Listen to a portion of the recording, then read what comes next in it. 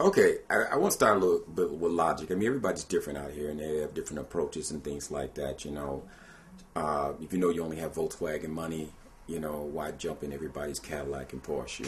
So you get hooked on something high price spread, and then you got to come down and live every day in a certain zone. So you could take that same approach here with, putting with programs on your computer.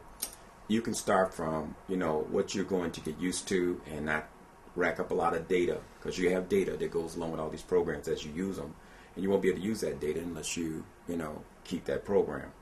So my philosophy in this particular situation is, if you take it off, you can always go to the site as you want to. You can go to any site and you can get some information on the program and download it and put it back on. But just getting a laptop or a computer and having all these things on there is quite confusing, and and sometimes they call it bloatware.